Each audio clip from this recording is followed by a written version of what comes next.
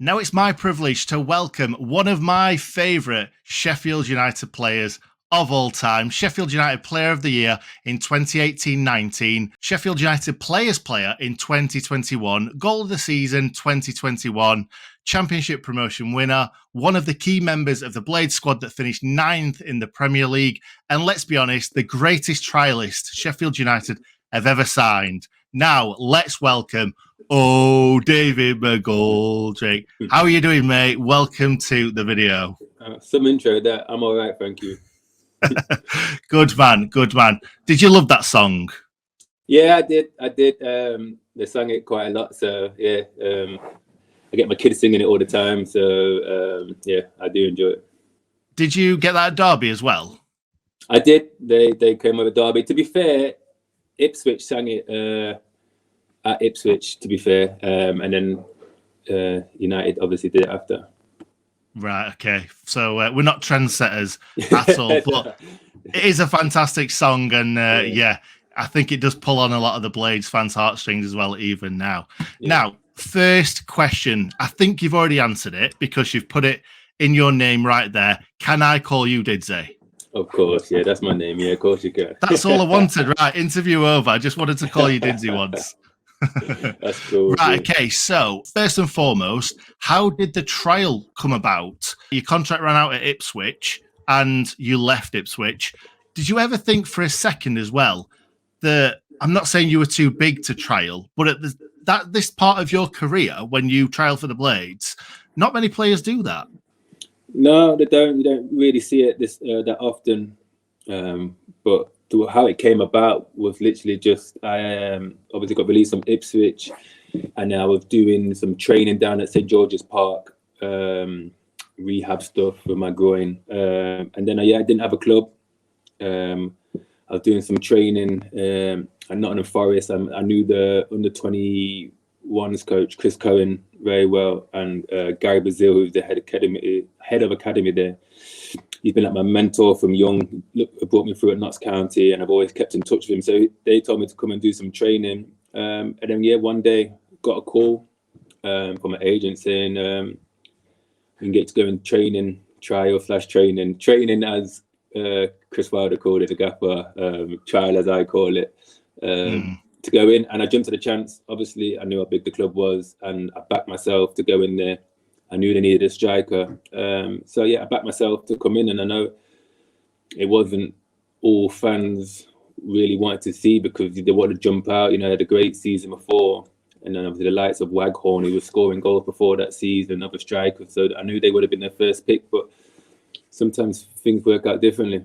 Yeah, and they worked out absolutely perfectly, and they worked out even better really early on.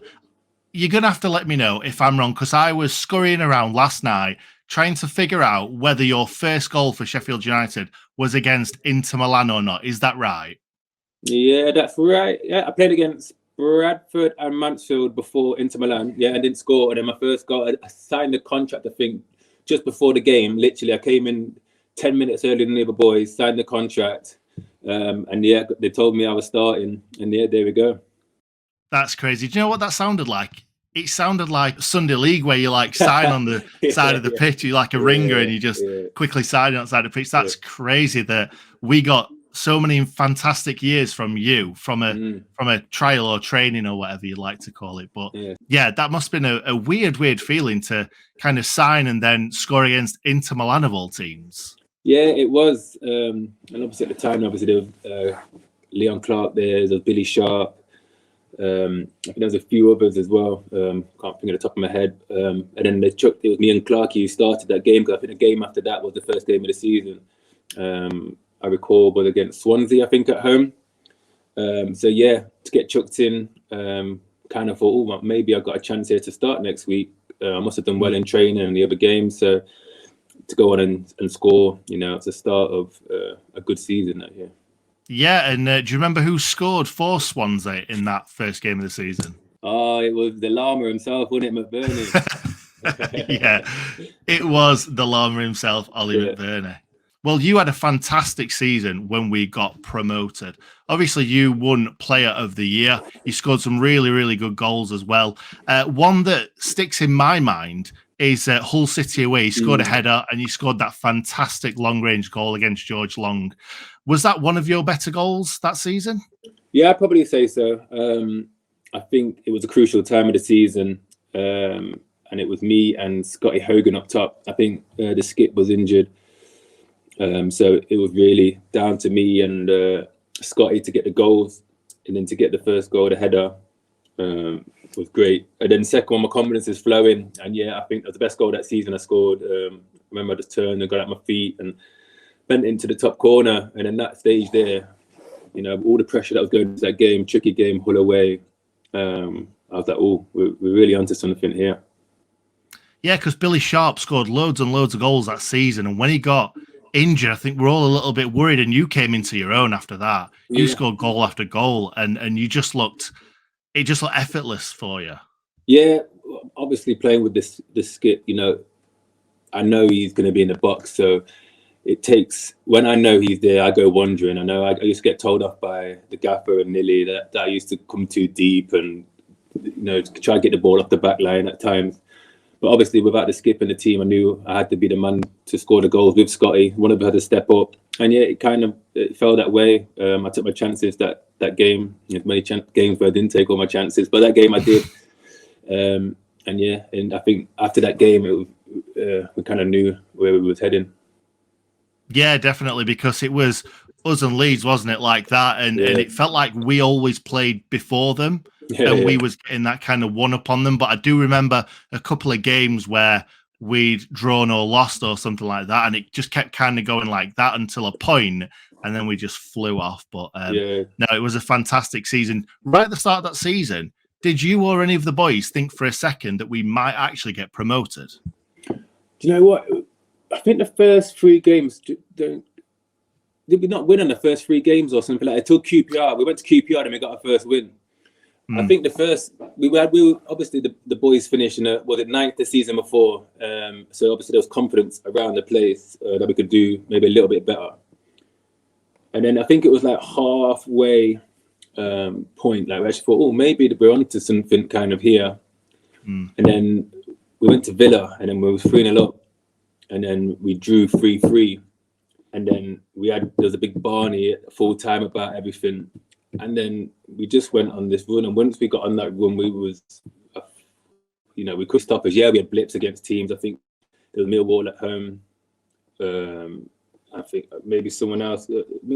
Bristol City, Wyman scored a hat-trick at home against us. But we didn't lose too many on the bounce. We just flew, and, you know, we was destined to get promotion that year. Yeah, absolutely. We really were. It was such a great end to the season. That away game at Stoke, where all I remember is you like this going absolutely crazy. It was such a good day. That's one of my favourite away days of all time because of the aftermath. Not necessarily the game, even though we kept coming back. The game was shocking. Were the players half cut? I'm still a professional player now, so I can't comment on that. No, absolutely. We'll definitely, we'll move on from that one. But no, were great celebrations after that. And then I think it was the Player of the Year awards where John Egan did the song. George and Leagues, you know, they're always going for coffees and doing stuff, so they know each other, what's going on. But I didn't have a clue, so that's the first time I heard it. Not at the Player of the Year award. Is that the first time he did it? Yeah, it was. Yeah. The first time we did it. Yeah, I heard that, and then a few of the boys knew about it. But yeah, it stuck like that, and it was a class song. To be fair, I loved it when the fans started singing it, and it was good at Stoke when it was all singing behind the goal, and we was all singing with them. Yeah. Yeah, it was literally, that song was sung from probably 6 a.m. until probably 6 a.m. the next day. It was absolutely fantastic one. So the Premier League the season after, all the critics wrote us off. Everybody had us finishing 20th in the Premier League. Is it actually true that Chris Wilder stuck everything on the wall? Is that what happened? Yeah, that's where, you know, the song come from, with what he said. You know, not necessarily in the Premier League year. I think this wasn't putting much things on the wall there. But definitely in the Championship, he was. Yeah, we wrote a few things to write. They're saying that the Journeyman lyric in the song. There was a quote from manager about how some of the journeymans and that. But yeah, he did write things on the wall, put things on the wall. You know, it gives you, you know, when you come into the changing rooms and you're going out to games, go out to training, you see these comments. Some people can take it as whatever, or some people can see, you know, people are doubting us, you know, and obviously, you know, the journeyman, some of the comments, one of them could have been about me. So yeah, as Michael Jordan said, you know, I take that personally. I like that. I like that a lot. So moving into that season, obviously we were absolutely untouchable for Yeah. large parts of that season.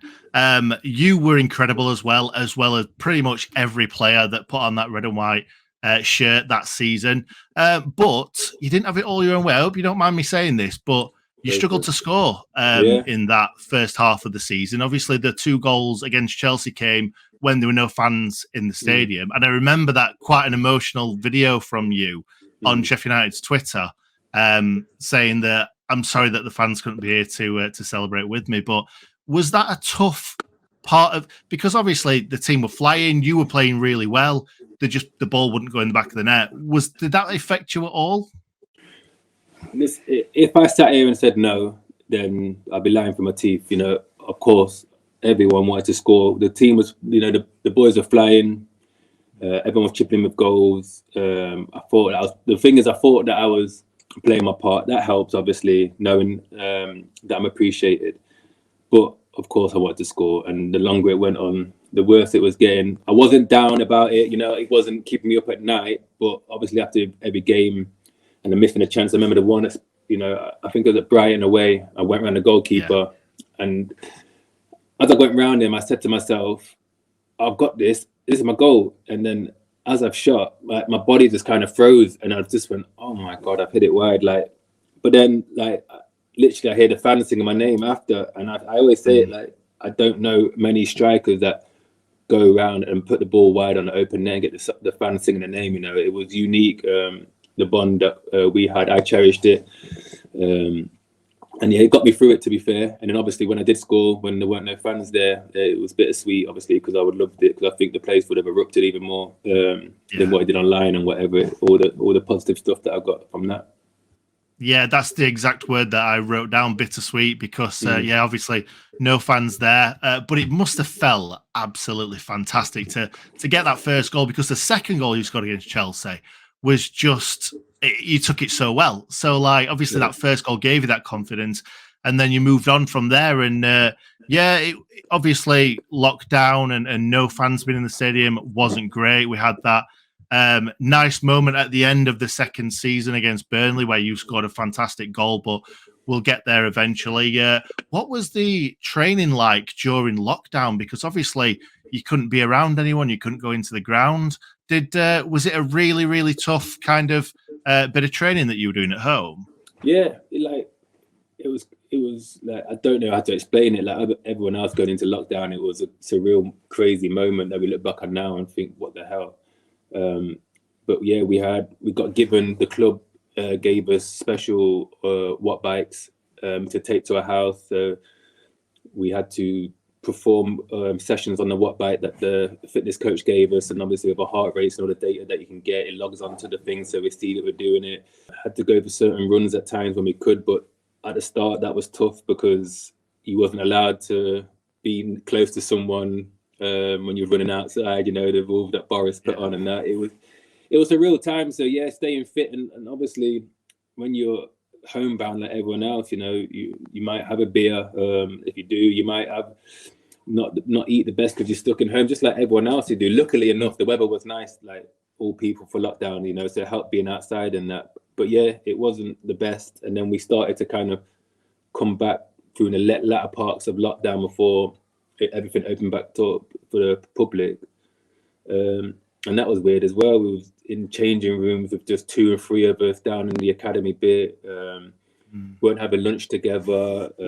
When we was, some parts was warming up here, some parts was warming up there. Like, it was just crazy. And you're probably going to ask me, but yeah, COVID did kill our back end of our season and a lot of the following. Yeah, I was going to say that. What do you think it was? Because I alluded to it there, asking you about how hard the training was, because I remember doing quite a few videos on this channel before we kind of came back, and I was saying we were coming up to playing Aston Villa, and I'm thinking we're going to absolutely blow these away. Yeah. And it wasn't the best of games, and I think that kind of set the tone a little bit because it seemed like the players were quite tired. So no, I know what you're saying, but I don't think it was tiredness. I haven't really heard that side, but I think it was just there's no fans. It's different. It's completely different. You know, we're all boys that probably who was there that in that team that played Premier League like football. Wasn't many. We all buzzed off the occasion of, you know, if we went to Villa Park and there was 45,000 or whatever was there, it would get you on. It's like anybody. If you went to go play a game of tennis tomorrow on a court, you'd have an all right game. But if there was 10,000 people around watching you, you'd probably raise it. You're only human at the end of the day. I mean, I just think, but the thing is that I always noticed is that when we played the big teams with crowds, they was under pressure. So these teams would come to Bramall Lane, or we would go to them plays, and their home fans would get on them, or our fans would be on them. It would be tight, intimidating. But when big players have got no fans around them, better players than us, let's all put your hands up. Like, these players are better than us in terms of the world class ones and the top end Premier League. They ain't got no fans around them, and they give them chance to play freely. I remember we played Man United and there was no fans there. Matic did a Cruyff in his own box and took out 2 of us. And you just think, would he do that in front of 70,000 at Old Trafford? Probably not.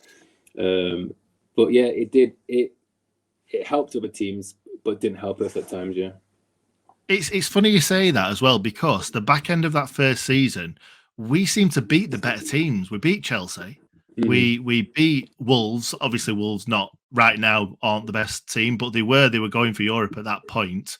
We beat Tottenham as well. We beat 3 teams in lockdown that were like big teams. So I was thinking, were you guys up for it more with it being one of the bigger teams? No, we could go around questions and ask, was it because of this? Was it because of that? Who knows? I don't know the answer. I knew we was looked after well fitness wise. I knew we did everything right. You know, we couldn't slack. There were the people there who look after the fitness side, nutritionist side are on it. Who knows? It's the $1 million question. You know, if there wasn't COVID, what would have happened? But hey ho, you know, the Blades are black in the Premier League now. Eh?